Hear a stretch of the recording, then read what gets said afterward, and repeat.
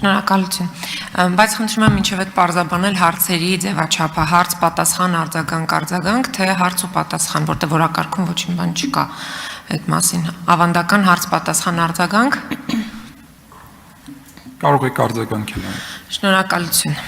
Տիկին նախարար, անշուշտ կարևոր օրենքի նախագծի ցեկուցման եք հանդես գալիս եւ պատրաստակամություն հայտնում, բայց ես ուզում եմ հետաքրքրվել պրակտիկ իրավիճակի մասին, ինչպես եք պատկերացնում պրակտիկորեն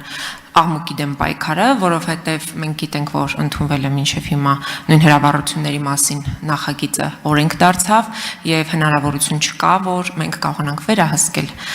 երբ ով որտեղ պետք է հրավառություն իրականացնի։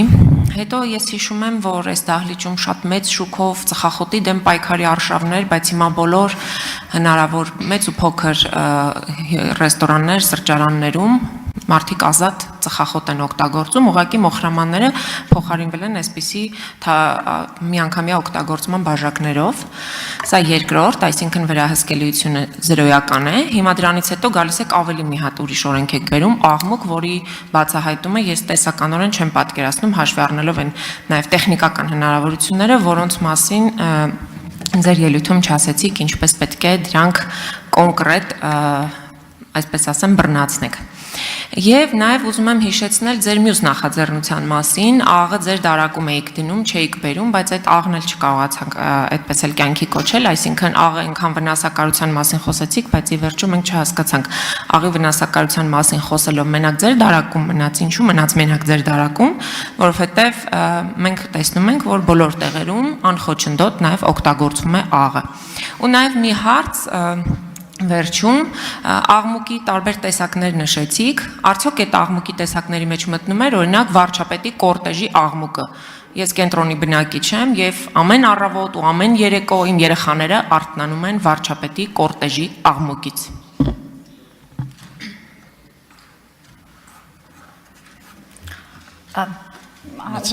Ժամանակը ինչքան ունեմ հարցին պատասխանելու ժամանակ։ Դուք սկսեք։ Հա, շատ լավ։ Շնորհակալություն հարցի համար, Տիկին Թոմասյան, եւս մեկ անգամ ընդգծեմ, որ առողջապահության նախարարությունը քաղաքականություն մշակող է եւ բռնող մարմին չէ, ուստի խնդրեմ ձեր հարցերը ուղղել հասցեական։ Ուրեմն այո, ես խոսեցի հանրային առողջության մասին օրենքի վերաբերյալ եւ կարծում եմ այս օրենքի ընդունումը շատ կարեւոր ուրեմն ընթացք է, որովհետեւ մեր վերջին բնակչության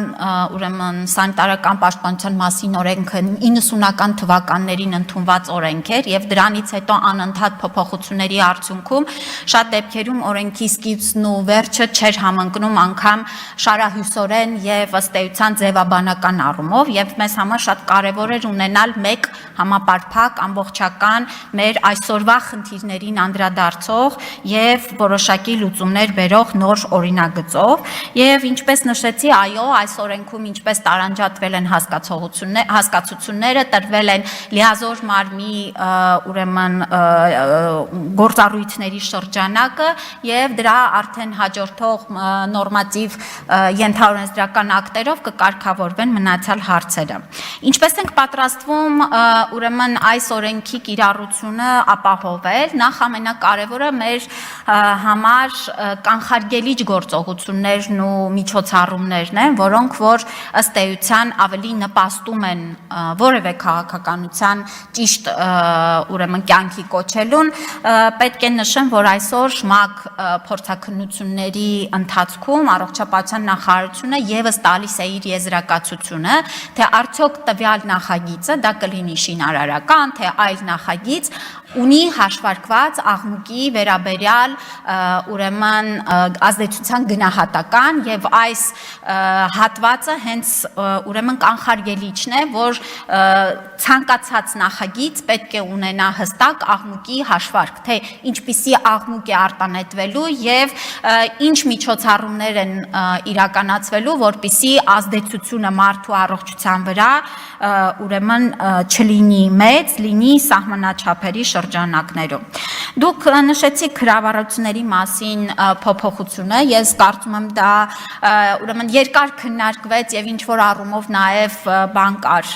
ընդդիմություն կար այս կարգավորումների ընդունման մասով, բայց ընդունումից հետո պետք է ընդգծել, որ շեշտակի նվազել են հրավառությունների թիվը, այո, այսօր էլ լինում են բացառիկ դեպքեր, որ խախտվում է օրենքը, բայց սա չի նշանակում, որ օրենքի եւ կարգավորումների ընդունման արդյունքում այն դրական ուրեմն փոփոխությունը, որը իրականացվել է, պետք է չնկատենք։ Սա վերաբերվում է նաեւ ծխախոտի դեմ պայքարին, այս բոլոր, նորից եմ կրկնում, լայն շերտ մեկ րոպե, լայն շերտերին առնչվող օրենքների վերահսկողությանը միայն ապավինելը կարծում ենք բավարար չէ եւ շատ կարեւոր է նաեւ մշակութային փոփոխությունները։ Աղին հետո կանդրադառնամ։ Տիկին նախարար, ասում եք հրավառությունները նվազել են, զուտ որպես քաղաքացի ով ապրում է, ասեմ, որ ես գոնե դա չեմ զգում Երևանի կենտրոնում, երեկվանից բացի երկու նախորդող օրերին ամեն օր եղել են հրավառություններ եւ դա ես արձանագրում եմ։